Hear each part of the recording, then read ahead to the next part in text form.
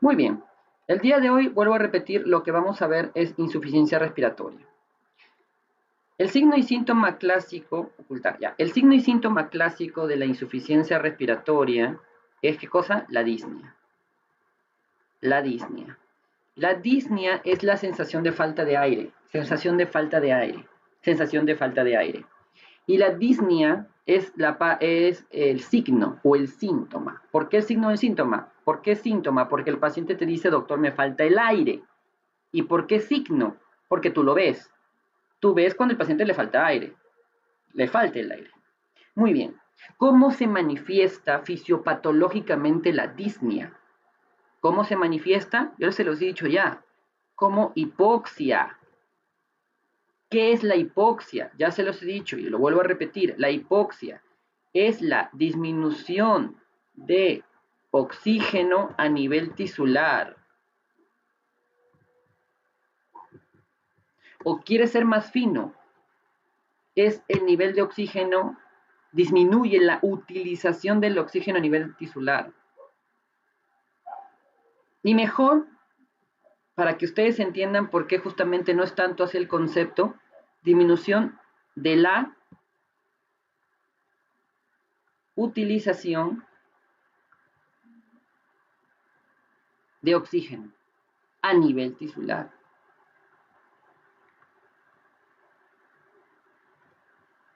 La pregunta es, ¿por qué disminuye la utilización de oxígeno a nivel tisular? Tienes dos motivos. Porque hay alteraciones en el aporte de oxígeno o hay alteraciones en el consumo de oxígeno.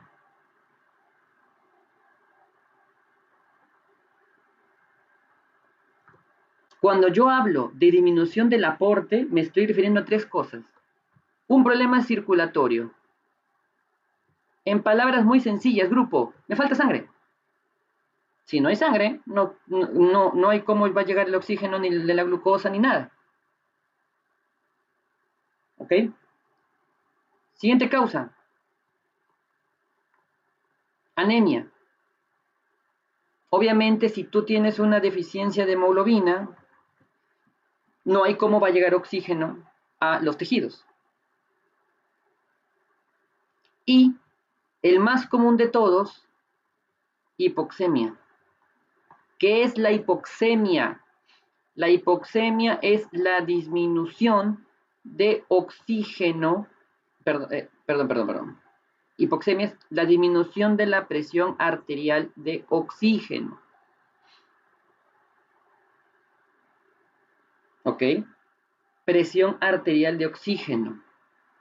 Y en el consumo, o sea, hay oxígeno, pero la célula no lo puede utilizar, ahí tienes la disoxia.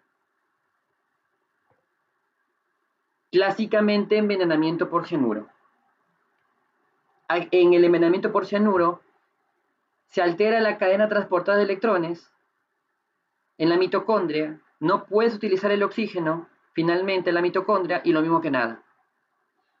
Miren, cuando tú ves a un paciente con disnea, el paciente tiene hipoxia.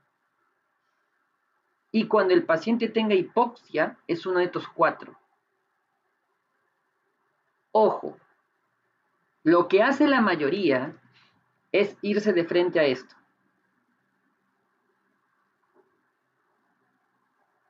Eso ya se los he dicho. Eso es un error. Y le vuelvo a decir, doctor, pero si viene un paciente con sensación de falta de aire, tengo que pensar en que es un problema de la presión arterial de oxígeno. Ok, está bien.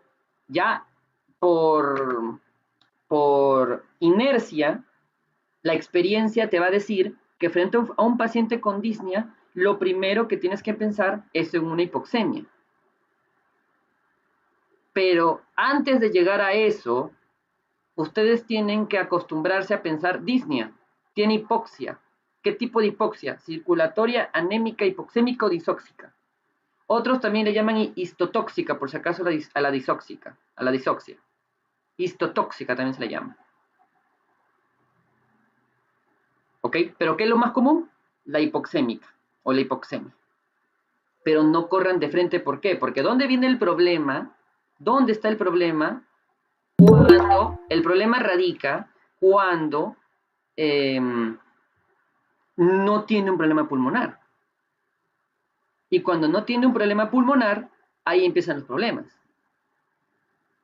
Entonces, recuerden, disnea es hipoxia, y la hipoxia es uno de estos dos, que al final, de manera global, son cuatro causas. 3 acá y una allá. Muy bien. No les voy a explicar, por temas de tiempo también, cada tipo de hipoxia, porque les podría explicar la hipoxia anémica, la hipoxia circulatoria, la hipoxia disóxica. Me voy a centrar en la común, que es la hipoxémica. ¿Ok? Hasta aquí. ¿Hay alguna pregunta?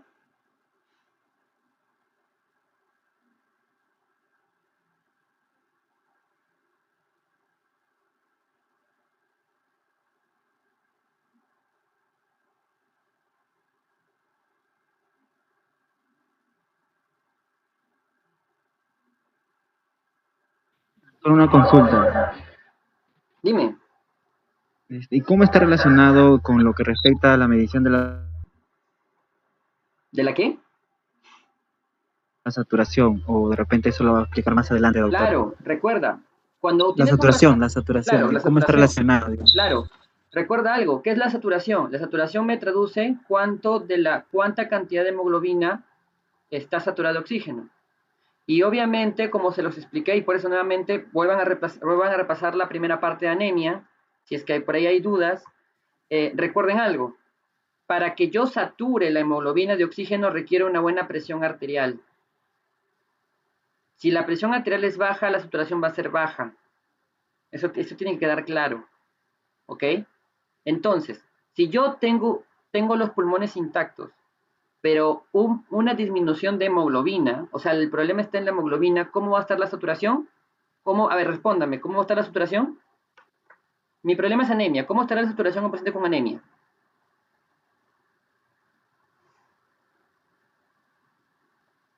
Normal. Normal, normal.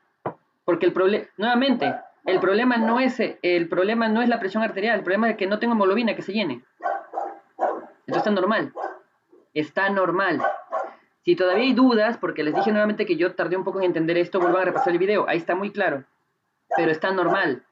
Cuando tú ves la saturación, cuando la saturación realmente baja, cuando la presión arterial baja. Cuando uno le pone un saturómetro a una persona, el saturómetro es porque me está traduciendo un problema que tú estás pensando en un problema pulmonar. ¿De acuerdo?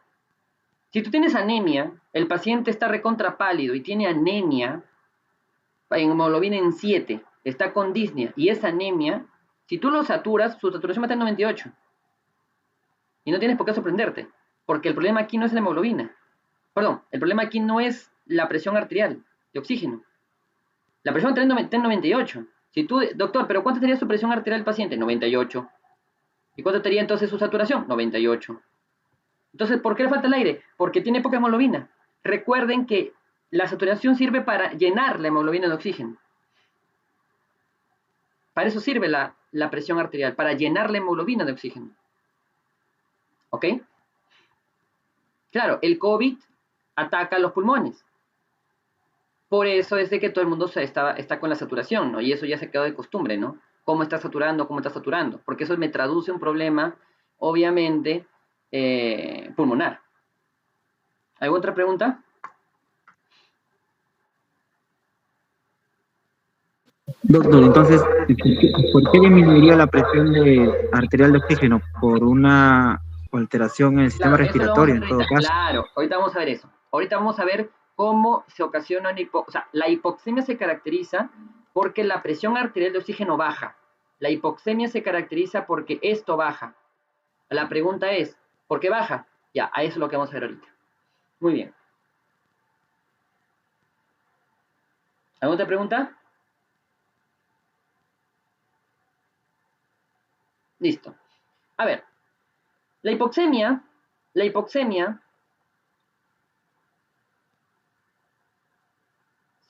se define cuando la presión arterial de oxígeno es menor de 80 milímetros de mercurio.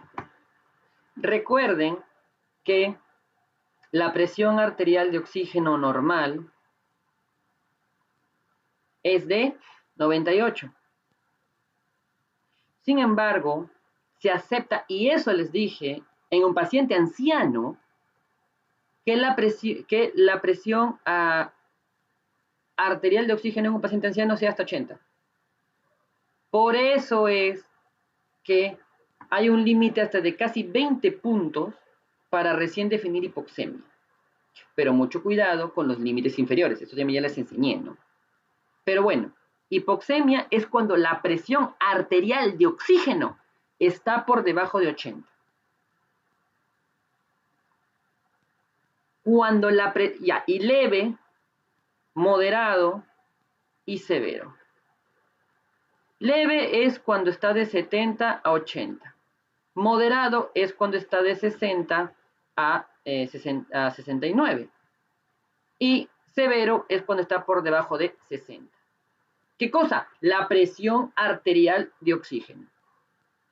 Cuando la presión arterial de oxígeno está por debajo de 60, eso es una hipoxemia severa o llamada por todos, está bien, por si acaso, llamada por todo el mundo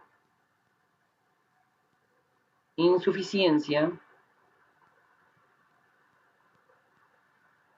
respiratoria. ¿Por qué les digo esto? Porque yo he visto que alguien les dicta clase de hipoxemia por un lado, o ni se los menciona, y por otro lado les habla de insuficiencia respiratoria. Y he visto personas que piensan que hipoxemia es una cosa e insuficiencia respiratoria es otra. ¿Se dan cuenta? Digo, ¿cómo se llama cuando a ver, ¿a qué se define una hipoxemia severa? No me saben responder. Y por ahí uno me dice cuando la presión arterial de oxígeno es por debajo de 60. Ya, ¿y a qué se le define insuficiencia respiratoria? Y se quedan callados, que no era por debajo de 60, o sea, como que no lo asocian, cuando es lo mismo. La hipoxemia es una presión arterial de oxígeno por debajo de 80. Leve, moderado y severo. Y cuando ya es severo, eso es insuficiencia respiratoria, punto. No hay más que pensar ahí. ¿Ok? Muy bien. La clase se llama insuficiencia respiratoria, porque obviamente vamos a estudiar las causas que me llevan a una hipoxemia severa. Pero todas las causas que yo les voy a mencionar comienzan siendo primero leve, después moderado y luego severo. No sé, espero que me entiendan esa parte. O sea, no es que el COVID de golpe te lleve a una insuficiencia respiratoria. El COVID primero te lleva a una hipoxemia leve, luego a las horas una moderada y luego a las horas una severa o insuficiencia respiratoria. Tienen que entender eso. Si yo les digo, denme una causa de hipoxemia leve, es la misma que insuficiencia respiratoria, solamente que no tan severa. ¿Me entienden? ¿Ha quedado claro eso? Por favor.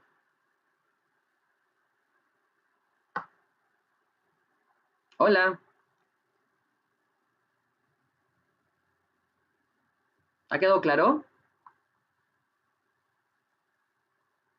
Sí, doctor. Ya, gracias. Muy bien. Entonces, voy a enfocarme ahorita en la insuficiencia respiratoria. Pero obviamente cuando yo les hablo de insuficiencia respiratoria, les estoy hablando indirectamente de hipoxemia, solo que insuficiencia respiratoria ya severa. La insuficiencia respiratoria se puede clasificar de varias maneras. Una clasificación, por ejemplo, es aguda y crónica. Es una primera clasificación. Aguda es cuando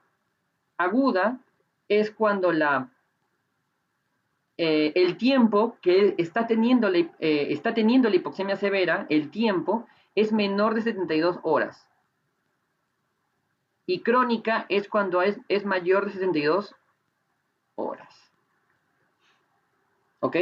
Si tienes a un paciente con una presión arterial de oxígeno menor de 60, ya 4 días es una insuficiencia respiratoria crónica.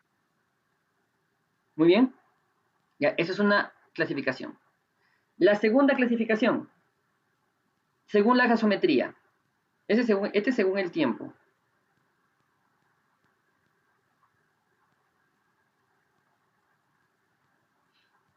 El otro es según la gasometría.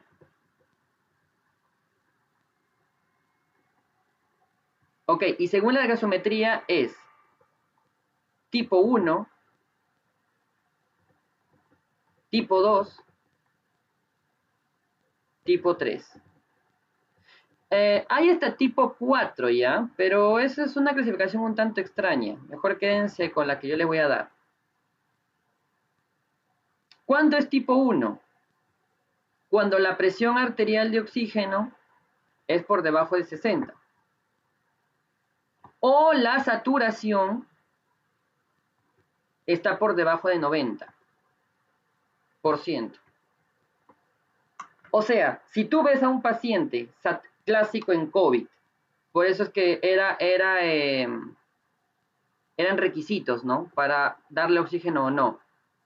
Cuando tienes a un paciente con una presión arterial de oxígeno, una saturación, perdón, con el saturómetro por debajo de 90, ya era una manera de decir tiene insuficiencia respiratoria tipo 1.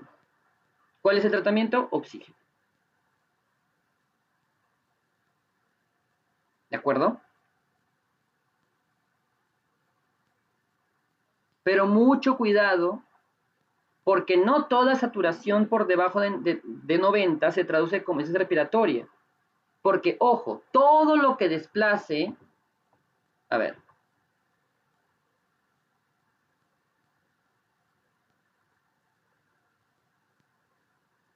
ojo, todo lo que desplace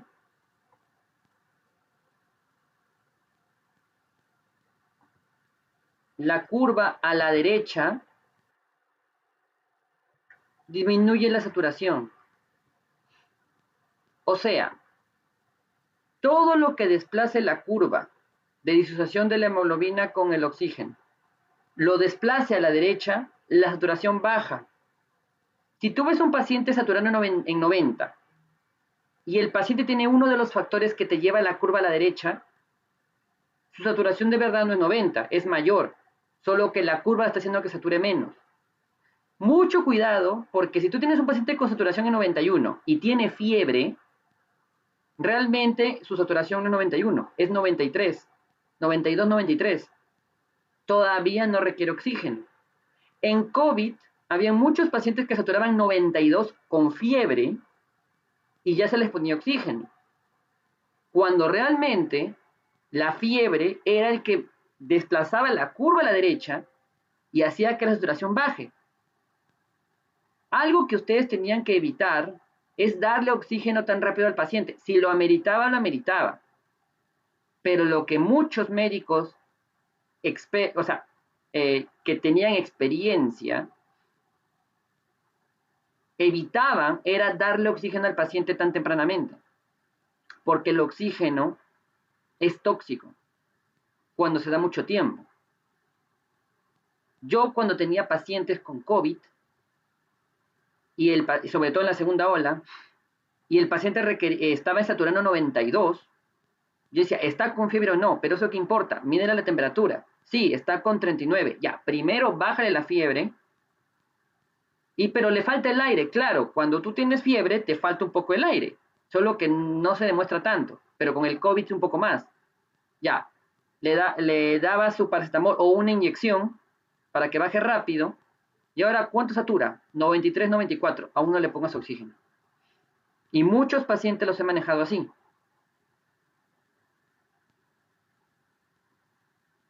Doctor, pero si hay que dar oxígeno, hay que darle. Si está saturando 87 y está con fiebre, ya, pues ya no, pues ya. De hecho, aunque está con fiebre, tampoco es que le haya bajado tanto. No, ese sí requiere oxígeno. Y quién sabe si más. Pero si está en 90, y muchos han estado así. Muchos han estado en 91, 92, con fiebre, y desplazando la curva hacia la derecha, y ya les estaban poniendo oxígeno. Mucho cuidado. Ahora, nuevamente, si él requiere oxígeno, hay que darle. Pero algo que yo aprendí antes de la pandemia era, Lo último que debes hacer es darle oxígeno al paciente, o sea, tratar de no darle. Ya, si necesita, ya, pues hay que darle, ¿no? Pero si un poco se aguanta. Los médicos expertos, que han sido muy denigrados en esta pandemia, ¿no?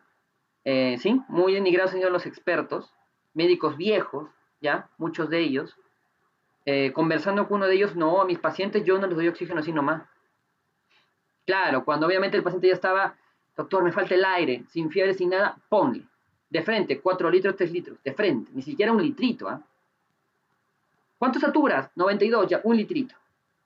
Ahora, 90, después, 90, 90, 90 o 92, ya, otro litrito. No, cuando requieren oxígeno, o sea, estaba en 90 y le faltaba el aire, de frente, 3 litros, 4 litros. O sea, la experiencia es algo que nadie te lo va a quitar. En cambio, he visto mucha gente, que vuelvo a repetir, que médicos que con 92 ya te dan oxígeno. Mucho cuidado. Hay cosas que a veces no se señalan, ¿no? Muy bien. Tipo 2. ¿Cuándo es la tipo 2? Cuando adicionalmente, bueno, o cuando tiene principalmente la presión arterial de CO2 mayor de 50. Y el tipo 3 es mixto. Hay otra clasificación, ¿ok? Hay otra clasificación, que es tipo 3 cuando es asociada al shock y tipo 4 quirúrgico. Ya eso no me parece tan buena idea aprenderlo así. ¿Ok? ¿Alguna pregunta hasta aquí?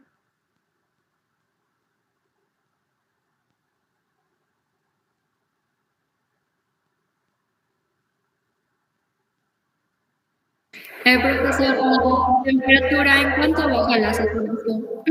No existe un valor exacto, pero aproximadamente dicen que por cada grado centígrado el paciente respira 15 por minuto más. Entonces, a veces no te das cuenta, porque si tu respiración es 12, se eleva 20 y tantos y no se ve tanto. Entonces, cuando tienes se ve, al menos yo he visto, que cuando tienes una saturación en 92 y con fiebre, le quitas la fiebre y la saturación sube a 94 o 93, 94. Como la saturación no te da con comas, ¿no? O sea, para el saturómetro, 93,1 es lo mismo que decir 93,9. Y no es lo mismo. Con saturómetros especiales que te miden hasta con coma, se ha visto que con fiebre imagínense, es 93,9, ¿no? De que tenías 91, o sea, casi 94, si se dan cuenta. Casi 2 puntos te eleva. ¿Ok?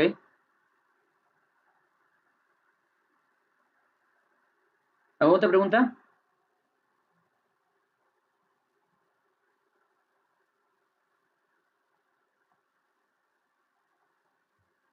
Ya, no hay preguntas. Ya.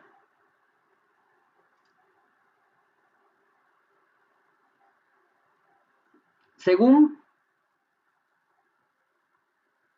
su etiopatogenia. Según su etiopatogenia. A ver, imaginen, vamos a poner 3 tipos de alvéolos. Y por favor presten atención porque este es otro problema cuando vas a aplicar tratamiento. Hola, ¿alguien aprendió su micro?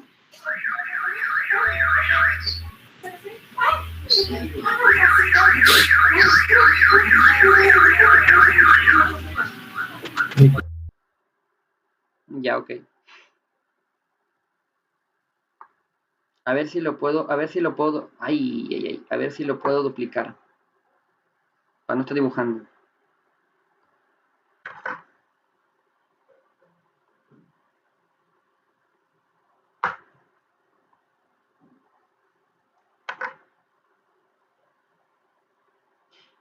Tenemos la posibilidad de tener 3 tipos de alvéolos. Uno es fisiológico y los otros 2 son patológicos. ¿Ok? Existe una relación, y por favor aquí presten atención, existe una relación llamada ventilación-perfusión. ¿Cuánto ventilas y cuánto perfundes? ¿Qué es ventilar? La cantidad de aire, o bueno, más específicamente oxígeno, que le llega al alveolo. ¿Cuánta cantidad de oxígeno le llega al alveolo? ¿Y qué es perfusión? ¿Cuánta cantidad de sangre le llega para el intercambio? Llega a través de la arteria pulmonar hacia los capilares pulmonares para el intercambio. Para que tú tengas un adecuado intercambio, o sea, puedas recibir el oxígeno y puedas eliminar el CO2, tienes que tener una adecuada ventilación y tienes que tener una adecuada perfusión. Muy bien. Entonces, en términos clásicos, ¿cuánto es la ventilación normal minuto? La ventilación normal minuto son 4 litros. 4 litros de aire que llegan al pulmón por minuto. ¿Y cuánto es la perfusión minuto? Ya pues, ¿cuánto el corazón expulsa cada minuto? 5 litros. Por lo tanto, la relación ventilación-perfusión, y como alguien quiere referirse a minuto, le pone un puntito acá, la relación ventilación-perfusión es 0,8. Como vamos a redondearlo, la relación ventilación-perfusión es igual a 1. ¿Cuánto es la relación ventilación-perfusión normal que uno tiene? Bueno, 0,8. Pero, en palabras sencillas, 1. ¿Qué pasa cuando tú tienes un problema acá? Tú tienes un problema acá. Y uno de ustedes podría atreverse a darme un ejemplo. Tienes un problema acá que impide que adecuadamente llegue el oxígeno. No llega. O llega poco. Aquí la ventilación va a ser menor y la perfusión va a estar igual, porque el problema no es en la perfusión, es en la ventilación. Como el numerador es menor que el denominador, ¿ok? Como en este caso el numerador es menor que en este caso es menor que el denominador, ¿no? ¿Cuánto sería? Menor a 1. La relación ventilación-perfusión es menor a 1 cuando tienes un problema en la ventilación. El alveolo ventila mal, pero perfundes bien. Cuando eso pasa, tienes una relación ventilación-perfusión menor a 1. Y cuando tienes un problema acá,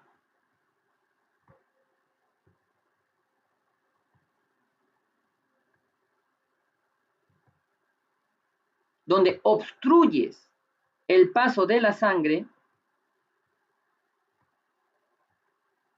tu relación ventilación-perfusión, ahora ¿qué pasa? Ventilas bien, pero perfundes mal. Como ahora el denominador, que es perfusión, está bajo, gana arriba, y ahora la ventilación-perfusión es mayor a 1. Cuando ustedes tengan una relación ventilación-perfusión menor a 1, quiere decir que el pulmón está ventilando mal. Y cuando tengas una relación ventilación-perfusión mayor a 1, quiere decir que el problema no está en la ventilación, está en la perfusión. ¿Ok? Muy bien. ¿Han entendido?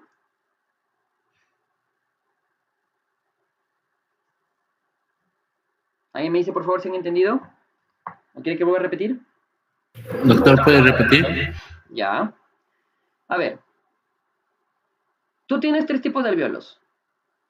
El fisiológico es este, donde tú tienes 2 detalles. La ventilación, ¿cuánto ventilas? ¿Qué es ventilar? ¿Cuánta cantidad de aire le llega al pulmón? Principalmente uno habla de aire cuando, bueno, es oxígeno, ¿no? Pero le dice aire. ¿Y cuánto perfundes? ¿Cuánta sangre le llega al pulmón? ¿Cuánta sangre le llega al pulmón por minuto? El gasto cardíaco, 5 litros.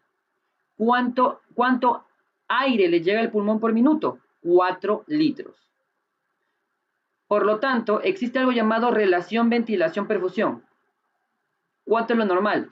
¿Cuánto ventilas? 4 litros. ¿Cuánto perfumes? 5 litros. 4 entre 5, 0,8. La relación ventilación-perfusión es 0,8 o para los amigos 1. La relación ventilación-perfusión es 1. Ya. Acá, ¿qué sucede cuando tú tienes un problema ventilatorio? Por ahí se pueden imaginar las causas y si quieren me mencionan. Un problema ventilatorio. Si tú tienes un problema ventilatorio, la relación ventilación-perfusión, el BQ, así se le dice, y van a escucharlo mucho en UCI, ¿cómo está su BQ? ¿Qué es BQ? Relación ventilación-perfusión. ¿Cómo va a estar la relación ventilación-perfusión en un paciente con un problema obstructivo? O un problema más específico ventilatorio. Un problema ventilatorio menor a 1. ¿Por qué? Fácil pues, aquí no vamos a darle valores, doctor, y si no son 4 litros, son 3,99 o son 3 litros, no se preocupen. Si estamos redondeando a 1, el BQ es menor a 1 cuando tienes un problema obstructivo. ¿Por qué? Porque el numerador es menor, pues, ventilas menos. Y como el denominador va a ser mayor, de hecho esto es menos 1. Siempre va a ser menos 1. En cambio, cuando tú tienes un problema, la ventilación está bien. El problema es en la perfusión, algo está obstruyendo la llegada de sangre. Tu problema no es la ventilación, es la perfusión. Y tu BQ va a ser ahora mayor a 1. Cuando alguien te diga su BQ es mayor a 1, ya, su problema es en perfusión. Y cuando alguien te diga su BQ es menor a 1, su problema es en la ventilación. ¿Eso para qué te sirve? ¿Para qué te sirve esta vaina? Por el tratamiento, pues. Antes de que tú des tratamiento oxigenatorio, necesitas saber cómo está su BQ. O al menos que la enfermedad que esté sospechando que tiene el paciente, esa enfermedad, ¿qué BQ presenta? Porque todas las enfermedades respiratorias, o bueno, casi todas, tienen un BQ menor a 1 o un BQ mayor a 1.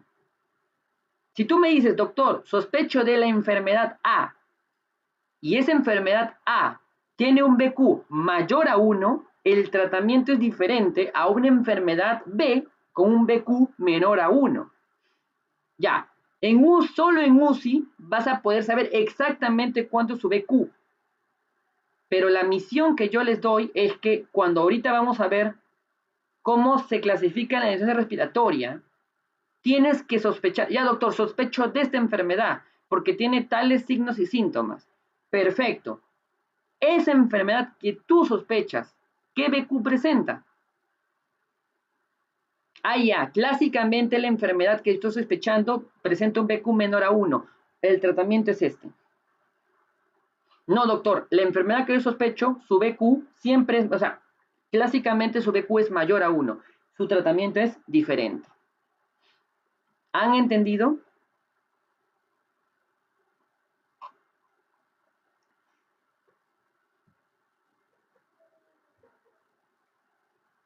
¿Me dicen, por favor?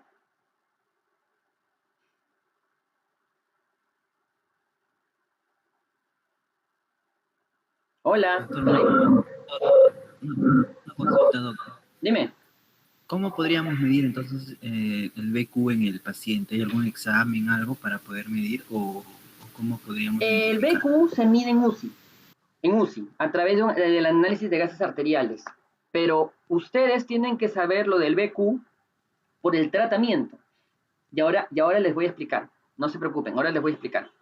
Miren, ahora sí vamos de lleno a la clasificación fisiopatológica de la insuficiencia respiratoria. Miren acá.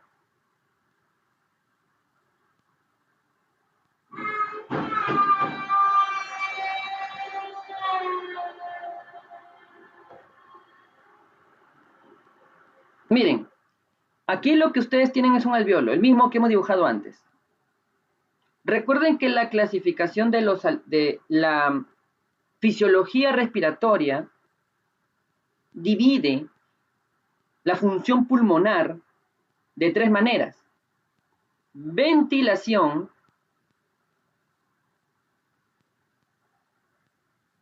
difusión y perfusión. ¿Qué es ventilación? La cantidad de aire o de oxígeno que le llega al pulmón. ¿Cuánto aire le llega al pulmón? Específicamente le llega al alveolo. La ventilación es la cantidad de oxígeno que le llega al alveolo. ¿Qué es difusión? El traspase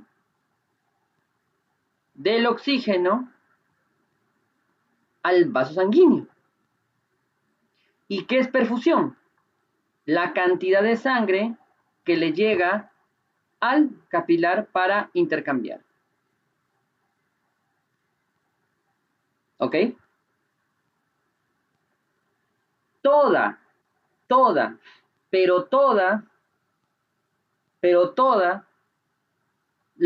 Los problemas respiratorios, los problemas que ve el neumólogo, o está aquí, o está aquí, o está aquí. Me explico. Primero veamos el clásico. Problemas en la difusión.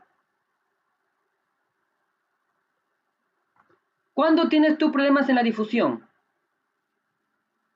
Cuando tienes un problema en el intercambio. Algo hay acá que impide que el oxígeno pase adecuadamente. Acá llega, imagínense, ¿cuánto es la presión alveolar de oxígeno? ¿Cuánto es? 100. ¿Y cuánto es la presión arterial de oxígeno? 98. ¿Cómo se llama la diferencia de estos dos? Gradiente alveolo arterial. ¿Y cuánto es generalmente? 2. Eso ya les expliqué en envejecimiento. Si yo tengo un problema en la difusión,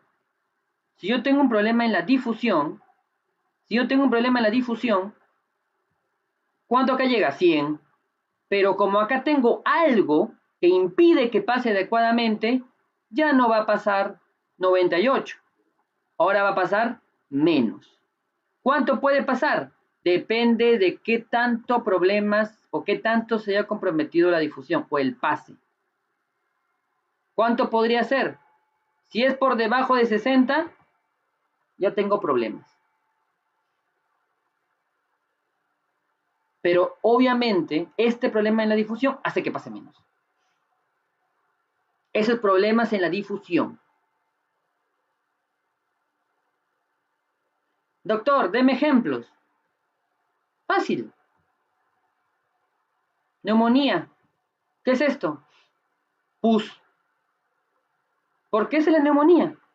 Exudado, proceso inflamatorio, pus, líquido inflamatorio. Otro doctor, edema pulmonar. Esto es agua. Agua.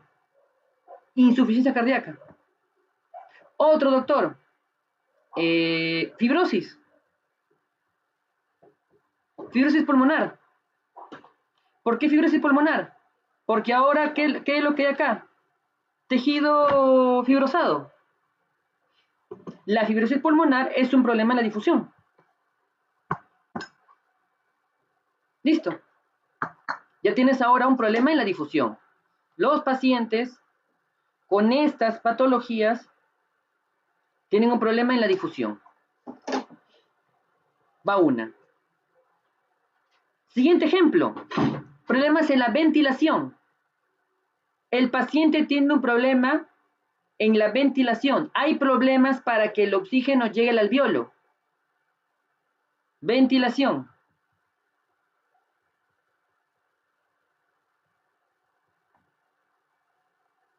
Y el problema en la ventilación puede ser obstructivo, restrictivo e hipodinámico.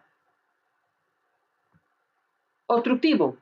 Algo obstruye la vía aérea e impide que el oxígeno llegue. Asma, EPOC, obstruye los bronquios. Al obstruirse los bronquios, se cierra el bronquio, ya no puede llegar el oxígeno. Restrictivo. Tienes un problema que te impide que los pulmones puedan expandirse, ¿ok? Y principalmente, ese problema restrictivo restringe el paso de aire.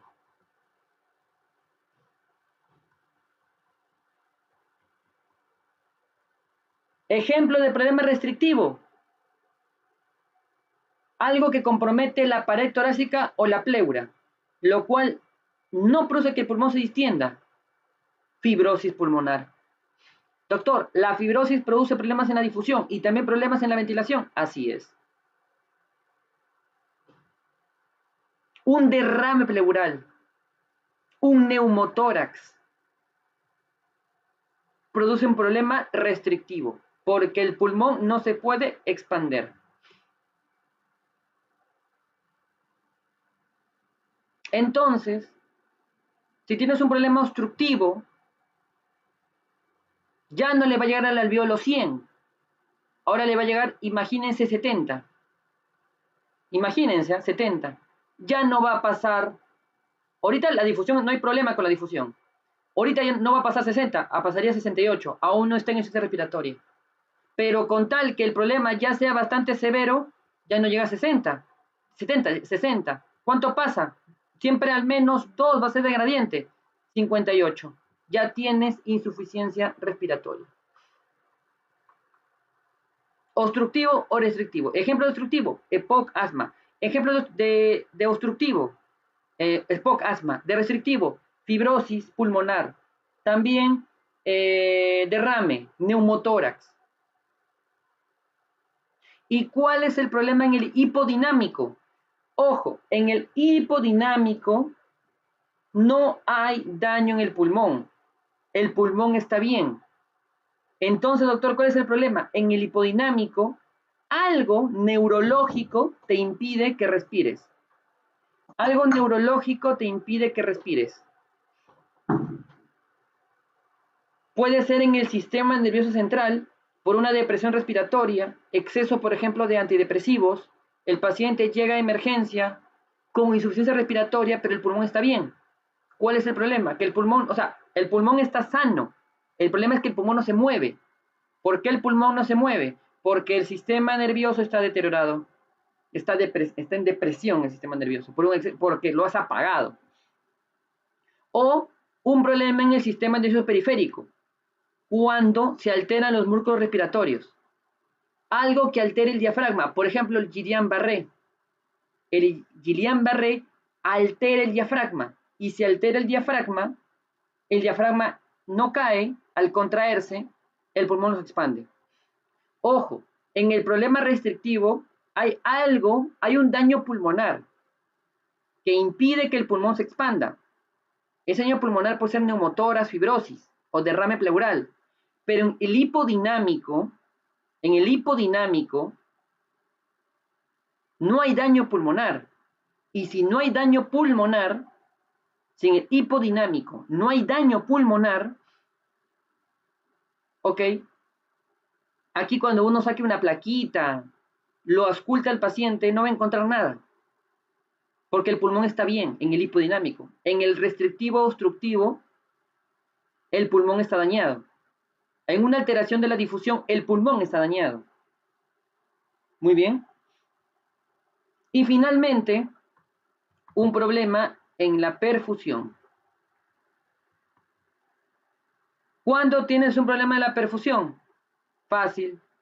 Cuando tienes algo que obstruye la entrada de sangre.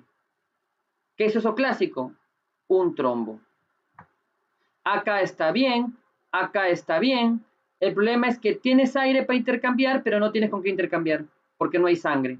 Hay aire para intercambiar, hay oxígeno para intercambiar, pero no tienes sangre que intercambiar. El problema es en la perfusión. Y miren, ¿ah? Estos dos siempre van a tener un BQ bajo. ¿Ok? Este de acá siempre va a tener un BQ alto. ¿Qué más? Estos me aumentan el gradiente alveolo arterial, mientras que estos no me aumentan el gradiente alveolo arterial. Y se acabó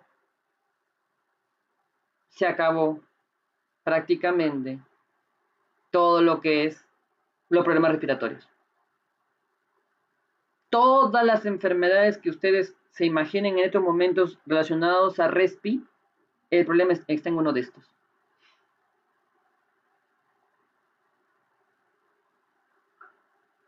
Les voy a dar 10 minutos como descanso también. Y aparte que aprovecho porque tengo que hacer una llamada. Y quiero que piensen ahorita, porque sí necesito que me piensen enfermedades para ubicarlas acá. Y hasta ahora no les he dicho por qué necesitaban saber esto, que justamente está acá, ahora, por el tratamiento. Así que preparen sus preguntas, ¿ok? Y en 10 minutos volvemos, ¿ok? Listo.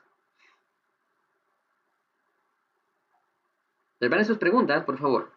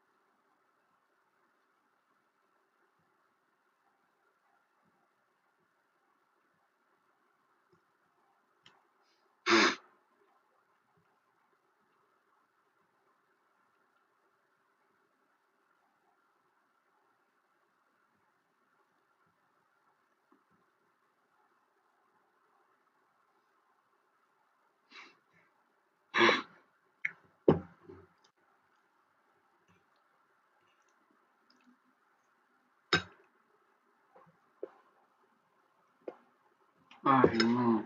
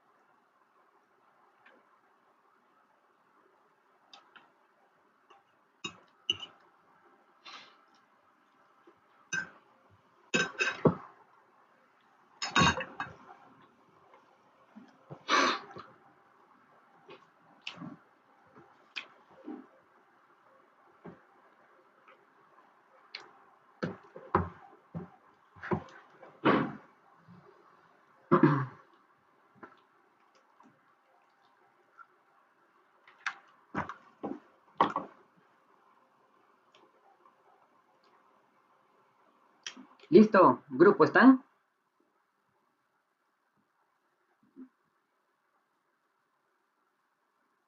Hola. Sí, doctor. Ya, ok. Muy bien. A ver, les pedí y espero que hayan pensado y denme una enfermedad. Una pulmonar. ¿Alguna?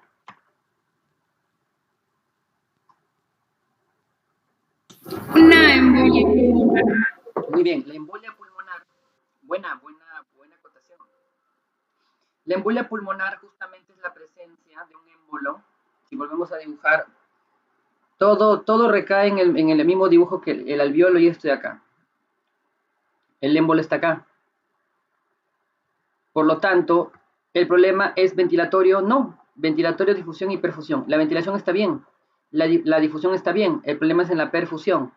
Por lo tanto, la presión arterial de oxígeno va a estar baja, porque esa es la gracia de una hipoxemia o una insuficiencia respiratoria en todo caso.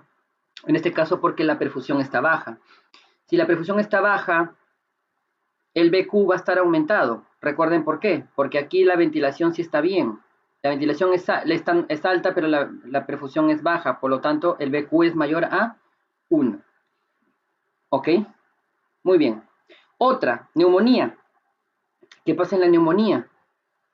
En la neumonía tienes un problema ligeramente obstructivo, por si acaso, porque recuerden que la neumonía generalmente se presenta también con secreción de moco e inflamación de los bronquios, de ahí donde algunos le llaman la bronconeumonía, aunque generalmente son neumonías secas. Entonces, el problema está acá. Primero que tienes un proceso inflamatorio, hasta decirlo de una manera un poco exagerada, pus, acá en la membrana del alveolo capilar, y tienes un proceso acá obstructivo. Por lo tanto, en una neumonía tienes un problema ventilatorio y un problema en la ventilación, difusión y perfusión. Eso está bien, eso está mal y esto está mal. ¿Ok? En el asma, sobre todo tienes un problema acá. En el EPOC, acá. Muy bien. Ahora, ¿por qué les dije que es importante saber esto? Por tratamiento. A ver, si tú tienes, miren acá, por favor. Y mejor lo voy a volver a copiar para no hacer esta imagen.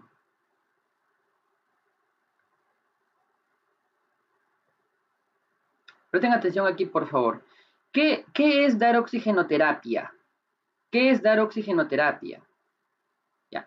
Imagínense que tienen un problema obstructivo donde la presión que llega acá es 60 y por lo tanto esta es presión alveolar con mayúscula y la presión arterial de oxígeno es 58.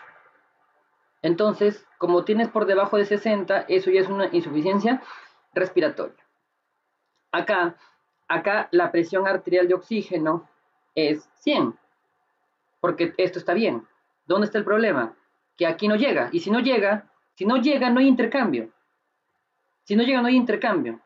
Por lo tanto, por otra corriente, por acá o por otra rama que no intercambia, se va a regresar la sangre al corazón, en este caso a la aurícula izquierda, y va a regresar con una presión arterial venosa. ¿Y cuánto era? Imagínense que sea 50. Porque no intercambió.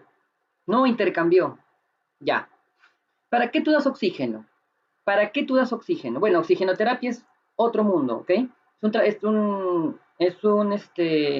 Se explica exactamente qué es lo que es la oxigenoterapia, pero en resumidas cuentas, la oxigenoterapia es que tú le das cantidad de litros en oxígeno, 2 litros, 3 litros, 4 litros, según, en este caso, si es cánula binasal, que es el bigotito, y tú al darle más oxígeno,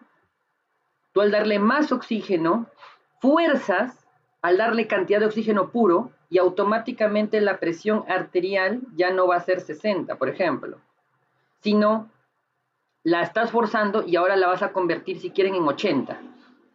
No va a ser tampoco perfecta, pero en 80. Entonces, ¿cuánto va a pasar? 78. Ya no estás en una insuficiencia respiratoria. Es lo que hace la oxigenoterapia. Tú fuerzas y das más oxígeno, ¿ok? Administras oxígeno al paciente, ¿ok? Para que el paciente pueda, en este caso, aumentar su presión arterial de oxígeno. Si tú tienes un problema en la difusión, y el problema está aquí, tú das oxígeno, y en este caso, la presión arterial de oxígeno aquí, ¿cuánto era? 100. ¿Cierto? Porque el problema no es en la ventilación. Hablando de un problema con difusión pura. Si tú das oxígeno, ahora, ¿y cuánto pasaba? Digamos que este proceso es un proceso exudativo, es un proceso inflamatorio, es agua, o lo que quieran. Fibrosis, muy fibrosado, no pasa. ¿Y cuánto es lo que finalmente hay acá? Presión arterial de oxígeno. ¿Cuánto hay? Imagínense que es 58. Estás en una insuficiencia respiratoria. Tú al darle oxígeno en 3 o 4 litros, fuerzas la entrada y ahora ya no llega a 100. Ahora llega, imagínense, 150. Ahora ya no habrá 98, 58. Ahora, como ha habido 150, ¿ok? Va a pasar y habrá ahora, si quieren, 78 otra vez acá.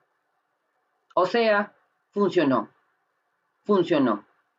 Eso es dar oxígeno. Haces que entre más cantidad de oxígeno para que llenes más oxígeno al alveolo, ¿ok? De lo que llega, y con eso pase. Aquí el problema es que de por sí llegaba poco, entonces aquí haces que llegue más y trates de llegar a lo normal. Y aquí llegaba a 100, pero haces que llegue más todavía porque el problema es que pase suficiente, o al menos una cantidad que ya no haga que esté en el proceso de insuficiencia respiratoria. ¿Cuál es el problema acá?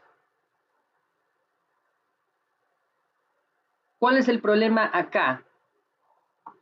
Si yo le doy acá oxígeno, 2, 3, 4, 5 litros, dígame, ¿cuál es el problema? A ver, por favor, si la han razonado, por favor, ¿cuál es el problema?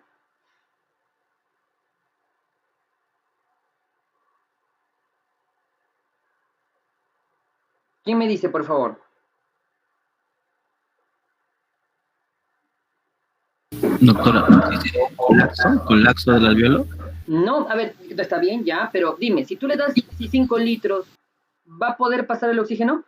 ¿Sí o no? Ya, es 100, ya no, ya ahora es 200, porque le diste 5 litros. Ya, ¿y qué va a pasar? ¿Va a poder pasar? ¿Sí o no?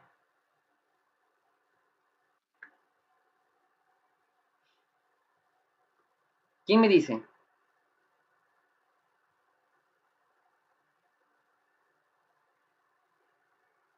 Recuerden que el problema en la perfusión es que no perfunde. Así tú tengas 1000 de presión alveolar de oxígeno, si no tienes sangre, ¿qué va a intercambiar? ¿Me entienden? ¿Cuál es el problema? ¿Dónde está el problema aquí en este paciente? ¿Ustedes creen que en este paciente el oxígeno le va a ayudar? ¿Sí o no? No. No, profesor. No, pues, no le va a ayudar, porque el problema es este. Este es el problema. Doctor, pero si le estoy dando 5 litros, pero por más que tú le des 1000 litros, mientras no haya sangre, o bueno, tampoco no es que haya nada, ¿no? Pero no hay una suficiente cantidad, no va a intercambiar nada. ¿Me entienden o no me entienden? ¿Me entienden o no me entienden?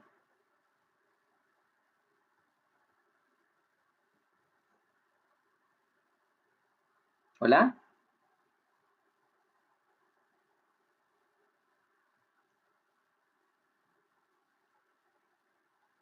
Profesor, sería una obstrucción para que no llegue la sangre venosa en este caso, ¿verdad? Para que intercambie con el dióxido. Claro. Recuerden que al final, miren, recuerden que si quieren que lo dibuje con colores, esto es así. Quizá, bueno, a ver.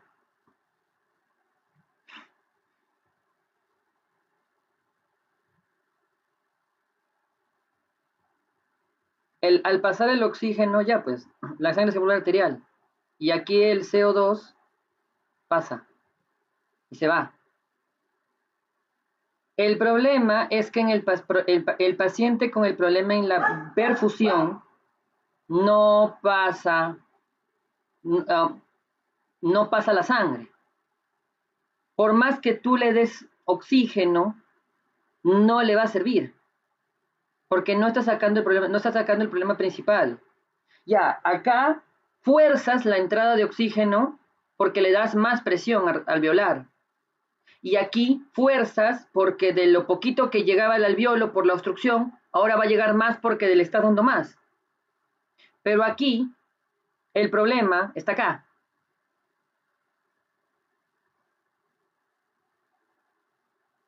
Justo, no me acuerdo por la voz, discúlpenme que aún no lo sé, como no habla mucho, necesito que hablen más. Alguien me dijo embolia. Claro, un trombo, una tromboembolia. Esto es un tromboembolismo pulmonar, un famoso TEP. Paciente que llega con disnea de emergencia que no responde a oxigenoterapia y que no ha tenido envenenamiento, que no le han dado envenenamiento, es un TEP. Y antes de pensar en envenenamiento por cianuro, porque recuerden que estamos hablando de que el paciente le falta el aire con pulmón intacto, ¿no? Por hipoxia, recuerden eso, acá. Es un TEP. Paciente que llega a emergencia, saturando saturando por debajo de 90. Presión alveolar de oxígeno, presión arterial de oxígeno por debajo de 60. Ya, tiene insuficiencia respiratoria. Ok. Ya, dale oxígeno. Y no responde. ¿Qué es lo que hacen? 2 litros, no sube nada. Ya, 3 litros, no sube nada. 4 litros, no sube nada. O quizás sube un poquito y piensa que está mejorando, y cuando en realidad ese poquito no es nada. Tromboembolismo pulmonar. Cuando tú tienes un tromboembolismo pulmonar, la solución es destruir el trombo. Y para eso, como el trombo es prácticamente, en palabras muy simples, es un coágulo, le tienes que dar anticoagulantes. Heparina, por ejemplo, una hexaparina. Lisas el coágulo y el paciente recupera la presión arterial de oxígeno. ¿Dónde se ha visto esto ahora? Yo se los he dicho y espero que se acuerden. ¿Qué pasa en algunos pacientes con COVID? Una de las complicaciones en los pacientes con COVID es el CID, coagulación intravascular diseminada. Yo les dije que algunos pacientes que tienen problemas de COVID, que empiezan a formar coágulos, uno de los coágulos que puede formar el paciente con COVID es justamente acá, en el pulmón.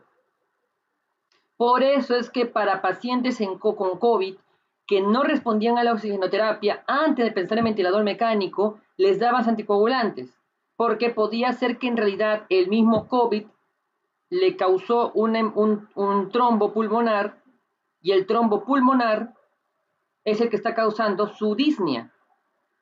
Justo muchos pacientes que tú anticoagulabas, ¿ok?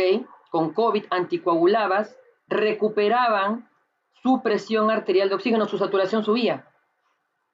¿Por qué? Porque ese paciente no tenía tanto un problema en la ventilación o en la difusión, su problema era en la perfusión.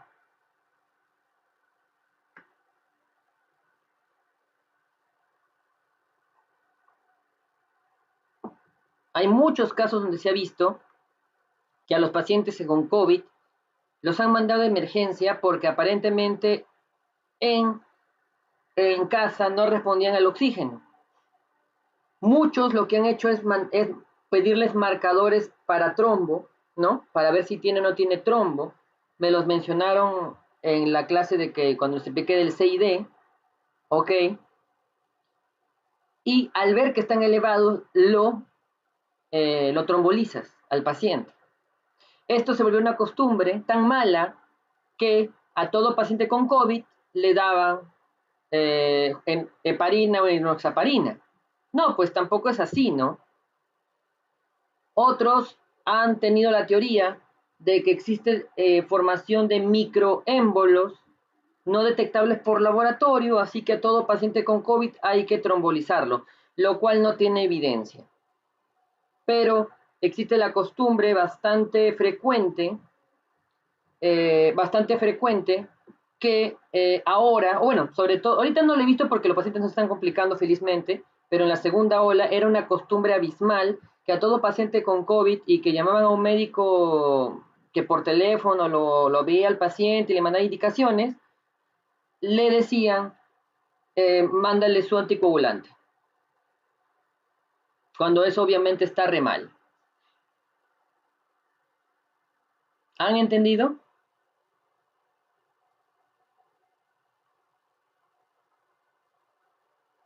Y profesor, en un edema pulmonar, ¿el problema estaría en la perfusión? ¿En un qué?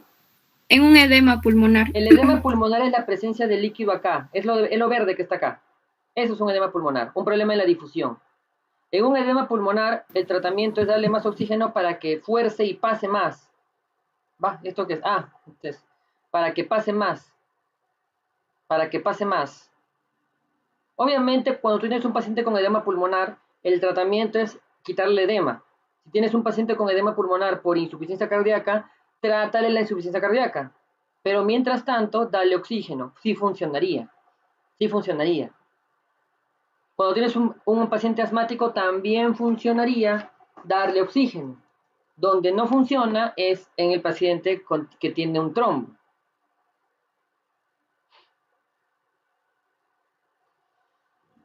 ¿Cuándo tú das cánula binasal? Cuando el paciente respira bien todavía.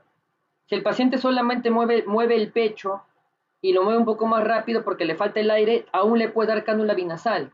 Cuando el paciente comienza a tener un mal patrón respiratorio, comienza a mover los hombros hacia arriba con mucho esfuerzo, comienza a mover el estómago, las fosas nasales se abren demasiado, o sea, le falta mucho el aire, ni le des cánula binasal, dale de frente mascarilla Venturi. Y es un candidato lamentablemente a ventilador mecánico. ¿Cuándo yo doy ventilador mecánico? ¿Cuándo doy ventilador mecánico? Cuando, por ejemplo, hay patrones, ¿ah? Pero por ejemplo, cuando tienes un mal patrón respiratorio, muy malo, saturación por debajo de 85, ¿ok? Etcétera. O cuando la presión de CO2 está por arriba de 45 también, por ejemplo, ¿no? Entre otras más.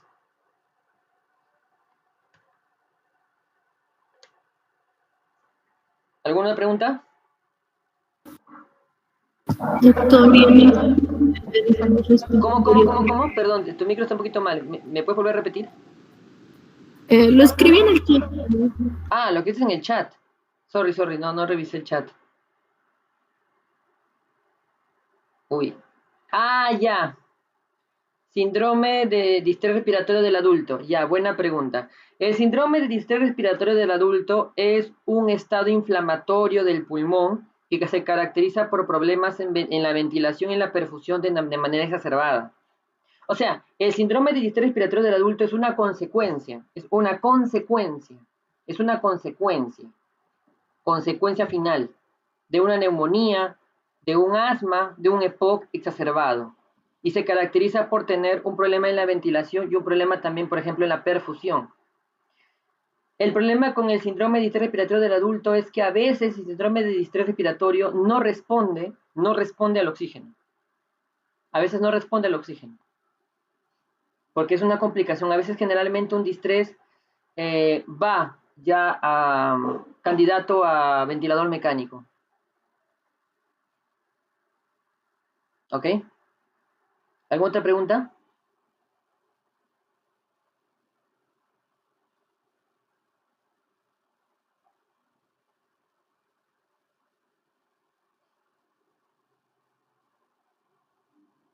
Un paciente que tiene una insuficiencia respiratoria, pero generalmente presenta signos y síntomas.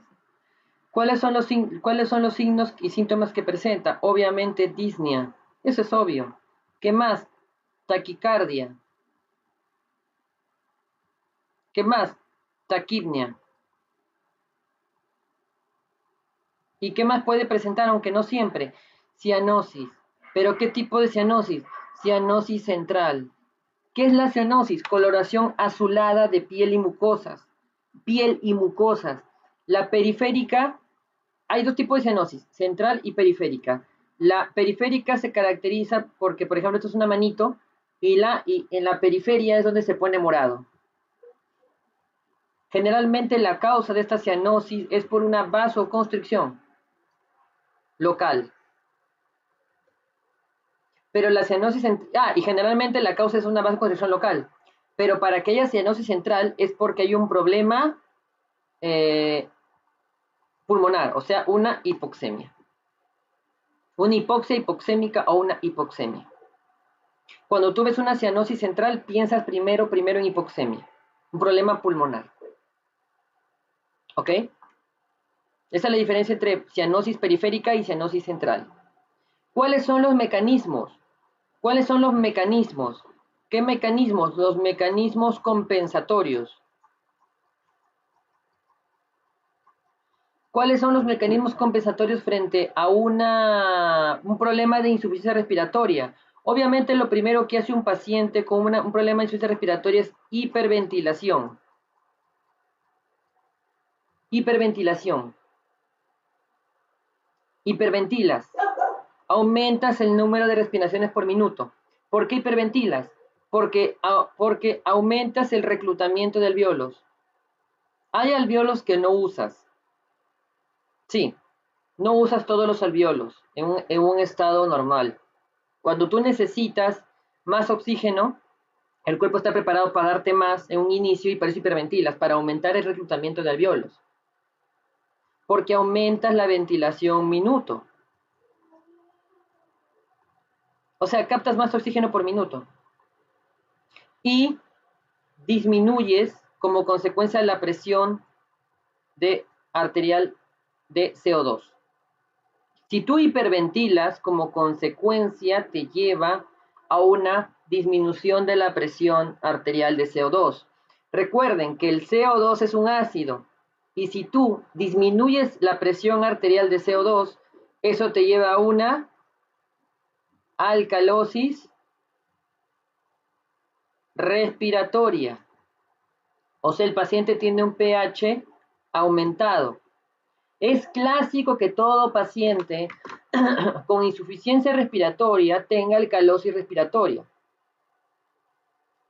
Si tú a un paciente con insuficiencia respiratoria le ves el pH, generalmente está aumentado, porque el paciente al hiperventilar está que barre el CO2 y al bajar disminuye los ácidos y por eso te lleva a una alcalosis respiratoria. ¿Por qué te digo que esto es importante? Porque cuando tú tienes a un paciente con insuficiencia respiratoria que tiene el CO2 aumentado, miren, el CO2 está aumentado, es una de dos, o tiene problemas en la perfusión, ahí piensas en un TEP, ¿ok? O está complicado. Porque ya no está hiperventilando, ahora está hipoventilando más bien. O sea, pasó de su mecanismo de hiperventilación a hipoventilación, ya se cansó. El diafragma se cansó. Por más que le falte el aire al paciente, ya no está hiperventilando. ¿Por qué? Por agotamiento diafragmático. Ya lleva horas así. O sea, el paciente se cansa, tú te cansas al respirar. Yo que les dije, si tú tienes a un paciente con aumento del CO2 en sangre, ¿ok? Tienes un problema, un TEP. O está complicado. No importa cuál de los dos sea, la oxigenoterapia es muy probable que no funcione. Porque yo les he dicho, para dar cánula binasal necesitas tener buen patrón respiratorio. Y si tú no tienes un buen patrón respiratorio, recuerda que ese oxígeno que te están dando tú tienes que intercambiarlo. Y tu pulmón, para poder intercambiarlo, tienes que al menos, o sea, ese oxígeno que te dan tienes que respirarlo. Tienes que tomarlo. Y si tu patrón respiratorio está mal, porque ya tu diafragma ya se cansó, o porque tienes TEP, pero todo eso se manifiesta con un aumento del CO2, es muy probable que, aunque tú le des oxígeno, no funcione. Por eso que sigue un paciente de emergencia. Y más bien, está que desatura, pero no hiperventila, ¿ok? O al sacarle el AGA, el CO2 está aumentado, es una de dos, o tiene TEP o está muy mal. Y a estos pacientes, generalmente el oxígeno no le va a hacer casi nada.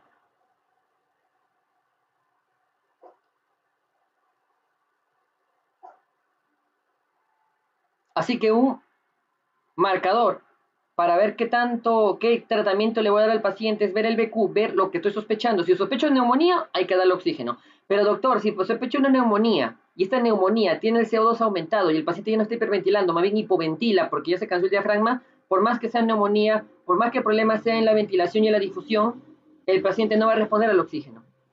Entonces, ¿qué hago? Lamentablemente un paciente así ya es candidato a otro tipo de tratamiento más complejo, hasta llegar incluso a ventilación mecánica. Por eso es que todo paciente que llega a emergencia y que le sacan el AGA, y eso generalmente es clásico, paciente con insuficiencia respiratoria le sacan un AGA, un análisis de gases arteriales. Y ahí puedes ver cómo está el pH. En el análisis de gases arteriales ves cómo está el pH, ves cómo está el CO2, ves cómo está el bicarbonato, ves cómo está la presión arterial de oxígeno. Ya, esta obviamente está por debajo de 60, ya lo sabes. Si tú ves que esto está muy aumentado y esto está pues obviamente bajo, porque obviamente si esto aumenta, esto baja, ¿no? Y pienso automáticamente en esto. Y si pienso en esto, pienso en estas dos cosas. Si obviamente el paciente no me amerita nada que sospeche de TEP, entonces me voy por este lado. Sí, es cierto, generalmente a pesar de eso le dan oxígeno, pero ya el médico está pensando inmediatamente en llamar a UCI o ver un tratamiento más complejo, porque sabe que el oxígeno en este paciente no va a ser suficiente. ¿Ok? ¿Alguna pregunta?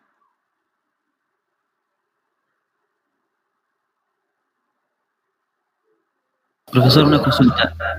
¿El administrar oxígeno puede originar retención de CO2 también? ¿Cómo? ¿El administrar oxígeno puede originar retención de CO2 también en el paciente? No, porque si tú le das oxígeno a un paciente, o sea, si tú le das oxígeno a un paciente, el paciente va a tomar ese oxígeno se tiene que intercambiar. Recuerda, si tú le das ese oxígeno que tú le das al paciente, el paciente lo está tomando.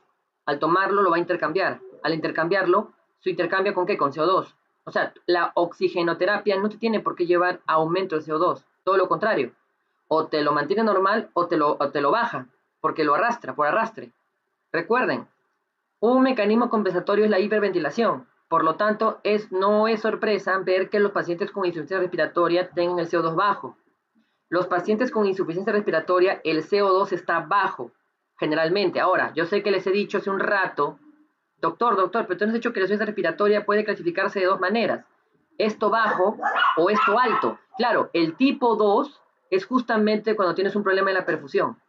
O sea, el tipo 2 o sea, el solito problema en la perfusión le da un tipo especial. Porque les vuelvo a repetir, cuando tú tienes CO2 aumentado, el tipo 1, ¿cómo se trata? Con oxígeno. El tipo 2 no se trata con oxígeno. ¿Por qué? Porque por más que le dé oxígeno, por alguna razón está reteniendo CO2. ¿Por qué está reteniendo? ¿Por qué está reteniendo? Es una de dos. O porque no estás hiperventilando, ¿ok? Como mecanismo compensatorio. O porque simplemente ese CO2 se quedó en la sangre. Y la única manera que ese CO2 se quede en la sangre es porque no intercambia, pues se va por otro lado. Por eso es que sospecho de TEP. Cuando tengo CO2 aumentado, sospecho de TEP o que estás hipoventilando. Si llega un paciente que ha tenido un exceso de barbitúricos o de un exceso de un medicamento que le apaga el sistema nervioso central, ¿ok? Un exceso de ese medicamento, por alguna, digamos que lamentablemente por algo esa persona ha decidido tomar medicamentos en exceso, ¿ok? El paciente llega hipoventilando porque le ha deprimido el sistema nervioso central. Recuerden, hipodinámico. Acá el oxígeno no va a hacer nada, porque les vuelvo a repetir, para darle oxígeno necesitas tener un buen patrón respiratorio. ¿Qué quiere decir? Que al menos ventiles, pues. Doctor, el paciente con COVID está que hiperventila, dale oxígeno, porque al hiperventilar, el oxígeno que tú le des lo va a captar. Pero si el paciente no está hiperventilando, no está hipoventilando, si hipoventila no hay intercambio, y si no hay intercambio el CO2 aumenta. El oxígeno no le va a hacer nada. Y vuelvo a repetir, si no es eso, es el otro. Que simplemente ese CO2 no se está intercambiando con nada. ¿Qué problema hay, TEP? O sea, cuando ustedes vean un análisis de gases arteriales, tienen que ver varias cosas. Ahora, lo más común es asma y neumonía. Es lo más común que van a ver en emergencia. Asma y neumonía, lo cual responde con oxígeno. No es tan común que vean un paciente con neumonía que hipoventile, porque generalmente un paciente con neumonía, que le falta el aire, llega a las horas de emergencia. Entonces, no van a esperar en su casa hasta que hipoventile, pues. Entonces llega y el oxígeno sí le va a hacer bien. Pero, si está con un paciente que llega a emergencia y el paciente está hipoventilando, si está hipoventilando, es una de dos. O comenzó hiperventilando y ahora está hipoventilando porque se cansó, o de un inicio estaba hipoventilando, o sea, es un hipodinámico. De todas maneras, si como está hipoventilando, ya sea por esto o porque se cansó, el CO2 está aumentado y la oxigenoterapia ya no va a hacer nada. Apliquemos otro tratamiento diferente. Obviamente, no se maten tanto pensando en cómo distinguirlos. Es la historia clínica. A mí me ha tocado paciente joven, desmayado, que hipoventila, llega a emergencia y tenía antecedentes de depresión. Y tenía ideas suicidas. ¿Qué creen que pasó? Ya pues. ¿Por qué está hipoventilando? Ya pues.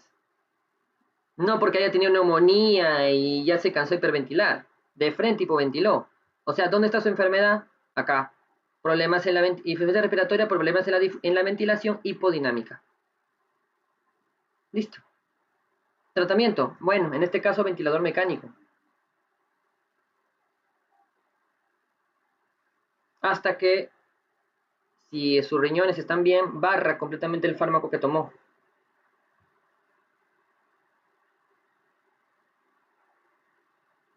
Por eso no se sorprendan, todo paciente con, bueno, en su mayoría, los pacientes con insuficiencia respiratoria están hiperventilando.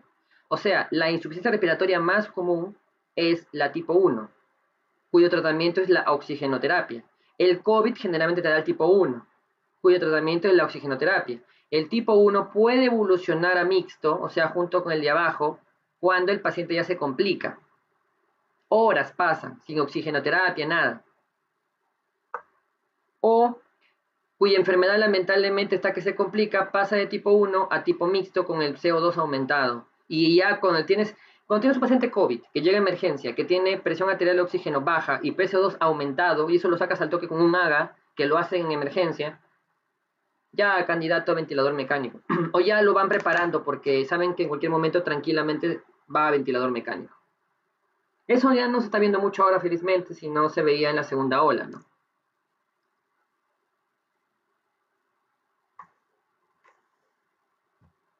Cuando mi padre llegó a emergencia, porque mi padre fue hospitalizado por COVID en la segunda ola, lo primero que yo solicité fue que me pasaran el AGA. Porque obviamente lo que no quería es que vaya con ventilador mecánico. Que, o sea, no me, por más que me digan que, por más que estaba hiperventilando, y decía, si está aumentando el CO2, estamos en problemas. Felizmente su CO2 estaba muy bajo, o sea, estaba hiperventilando, o sea, aún el pulmón respondía. Entonces, eso es lo que yo vi en el AGA. Al toque, ve CO2. ¿Cuánto es el valor normal de CO2? Hasta 45. Si está no, y ya les dije, cuando realmente venga un paciente complicado, no lo van a ver en 46, no lo van a ver ahí, lo van a ver en 60, 70, por si acaso. Y también he visto que a pacientes con CO2 aumentado le están dando oxígeno. Ya, yo no digo que no le vayan a dar, hay que darle, porque hay que hacer algo mientras tanto, pero le están dando como definitivo oxigenoterapia. Si bien el paciente está con CO2 aumentado, dale su oxígeno, está bien. Por mientras tanto, mientras estás haciendo tu plan, interconsulta, viendo cómo es el caso, en historia clínica, pero esa oxigenoterapia es solamente un pequeño coayudante, nada más. Algo ayudará, algo. Pero no, ya está ya. Paciente ya, oxigenoterapia, CO2 aumentado, ya está.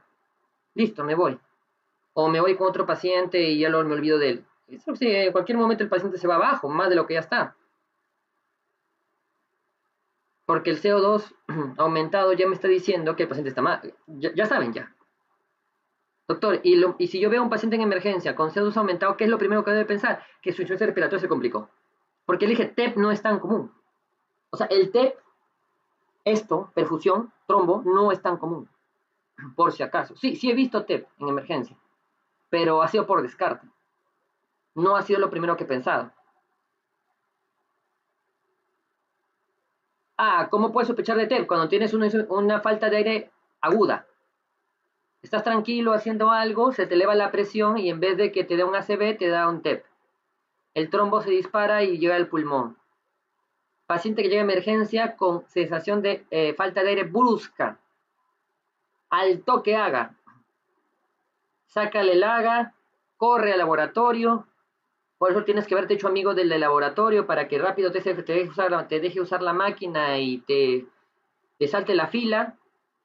usas la máquina, CO2 aumentado, corres al médico y ya estás haciendo la orden para UCI, corres a UCI a decirles eso.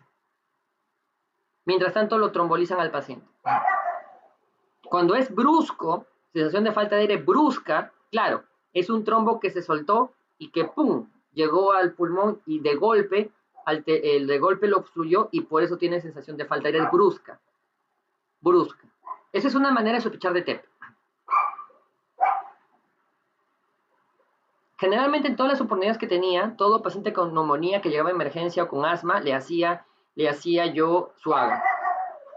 Claro, si llegaba un paciente con asma no tan complicado, no le hacía AGA, porque veía que hiperventilaba y todo.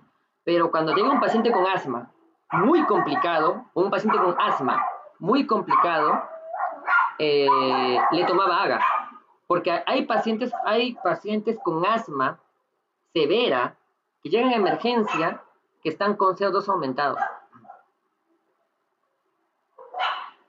O sea, pacientes con asma en acidosis respiratoria. Esos pacientes asmáticos hay que ver cómo lo sacas del asma sí o sí. Dilata todo lo que pueda sus bronquios, nebulízalo con, como siempre digo yo, nebulízalo con furia, pero sácalo. Porque que un asmático esté en acidosis respiratoria, y creo que ya me están entendiendo que si estoy hablando de acidosis respiratoria es porque el CO2 está aumentado, ¿ok? Un asmático con CO2 aumentado, no lo nebulices, hay 4 gotitas, a ver, y su no, de frente, con furia loca. Para eso es importante entender. Este tema de insuficiencia respiratoria no es tan fácil entenderlo en un comienzo. Quizás por eso algunos de ustedes han estado callados. También tenía que advertirles de que hay muchos temas que van a tener que repasarlo una y otra vez. Creo que se están dando cuenta. O sea, si ustedes esperan que van a entender todo a la primera, todo, aunque sea yo el que les explica, modestia aparte, no funciona así. Repasen. Felizmente esto no les van a preguntar en fisiopato. No les van a decir esto en fisiopato. Eso es para la vida. Y se van a olvidar si no repasan. Porque yo estoy casi seguro que alguno de ustedes debe estar como yo. ¿Y por qué aumenta? ¿Por qué aumenta la gradiente? ¿Y por qué baja? Que el CO2 aumente, entonces es A o B. No, mezclen todo y junten todo. Y espero que poco a poco vayan entendiendo, o sea, si es que no tienen todavía del todo, porque no creo que hayan entendido todo completamente al 100%, repasen los videos y en alguna oportunidad me pregunten, que espero que sea pronto. Pero todo esto tienen que aprendérselo. Y nuevamente, en el examen no les van a preguntar. Les preguntarán otras clasificaciones que no nos sirve realmente, que hay otro tipo, por ejemplo, hay otra clasificación que es desequilibrio BQ con shunt pulmonar, eso no es tan útil, pero así les enseñan. ¿Ok? Y repasen. Porque esto sí les sirve demasiado, créeme. O sea, y eso que no hemos hablado de oxigenoterapia. Acá no o sea, también ahí hay una manera de cómo entender cómo funciona la oxigenoterapia.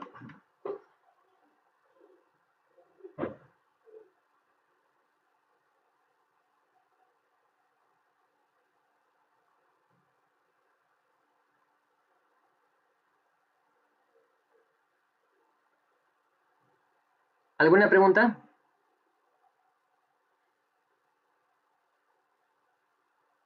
Profesor, sería común encontrar en el asmático una disminución en la PCO2 por la hiperventilación, pero si aumenta el dióxido, eso en el asmático, eso sería algo muy malo. Claro, porque nuevamente, si tú tienes un asmático, ¿dónde está el problema? Acá, en la clasificación, ¿dónde está?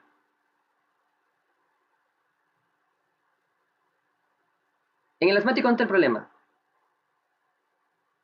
¿Difusión, ventilación o perfusión? En la ventilación. Ya, ¿y qué tipo? ¿Obstructivo, restrictivo o hipodinámico?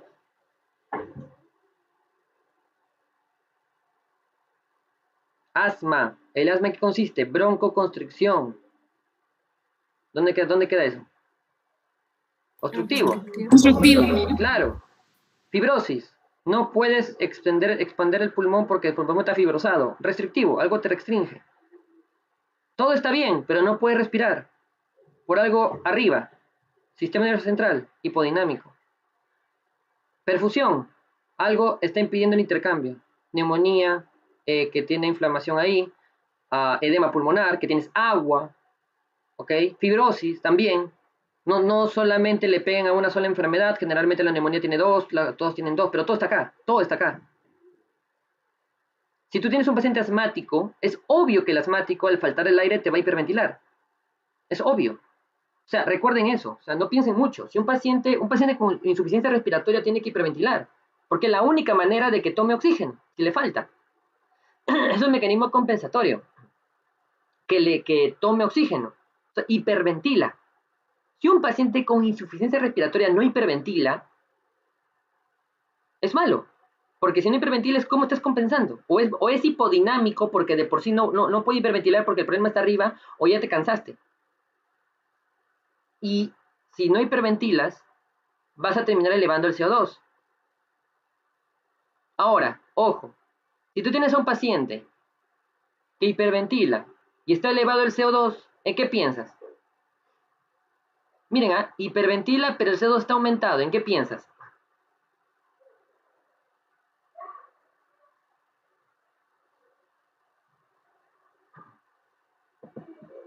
El paciente hiperventila, pero está aumentado el CO2. TEP, pues. Porque en el TEP vas a hiperventilar, tratando de reclutar más oxígeno, pero el problema es que por más que reclutes oxígeno o te den, no vas a intercambiarlo. Como les mostré en la imagen de acá. Es ya poco a poco. Tienen que mezclar esas cosas. ¿Ya? No sean duros con ustedes mismos si todavía no lo entienden completamente, pero tienen que pensarlo así. Y así ustedes razonen. Paciente que llega a emergencia hiperventilando. Ya. Le saco el LAGA y tiene el CO2 aumentando. Y yo lo veo y está que hiperventila con CO2 aumentado. STEP. STEP.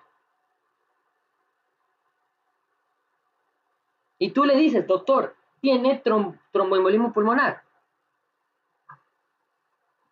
Porque está que está el CO2 aumentado. Y está hiperventilando. Y no responde a la oxigenoterapia. Ya, pues es TEP. Y si alguien te pregunta, ¿y por qué piensas en TEP? Porque no importa cuánto oxígeno de eso, cuánto oxígeno trates de reclutar, no se va a intercambiar porque simplemente hay algo que está obstruyendo la entrada de la sangre para el intercambio.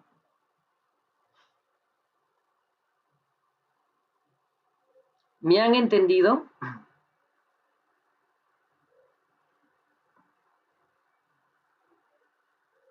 Y profesor, ¿ahí se usaría un anticoagulante? Claro, por supuesto. Sí. Yo he visto pacientes con TEP, llegar con TEP, con CO2 aumentado, y el R1 y el interno dándole oxígeno hasta de 4 litros. Cuando recién ya el paciente llega a la medianoche, el médico está que duerme y le dio su sello al R1 y está con el interno, ninguno de los ha estudiado. Llega un paciente así, ya, le sacan el LAGA, ok, CO2 aumentado. Ya, hiperventila. Ya, ignoran la hiperventilación porque dicen que eso es normal. Y el CO2 aumentado, bueno, porque a él está aumentado y le dan oxígeno.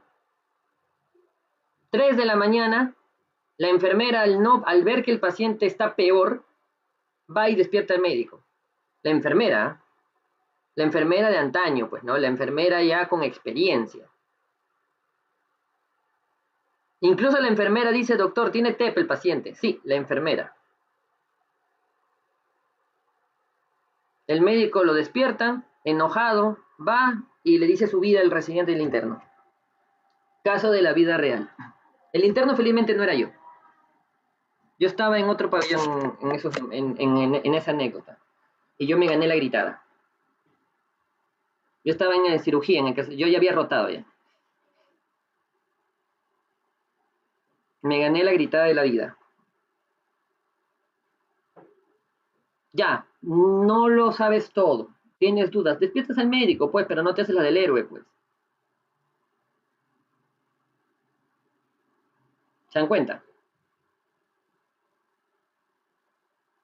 Por eso es importante entender. Nuevamente, mi chiste acá enseñarles es que entiendan que no es sencillo. Bueno, para mí al menos no fue sencillo. Y esto es imposible enseñarlo en una clase de universidad. Porque no es que sea difícil, sino es porque la clase no puede ser solita en respiratoria, pues. O sea, es muy raro que alguien les explique esto. En verdad, es muy raro. Se supone que esto es por lógica, pero lamentablemente no funciona así. Ok. Entonces, por favor, repásenlo. Repasen. ¿Hay más cosas que podríamos hablar de una respiratoria? Sí. Pero ya les digo, sí, todo esto es básico. Básico, ¿ah? Básico intermedio. Avanzado es cuando ya hablaríamos con oxigenoterapia incluida y con casos clínicos, claro. Cada enfermedad ya.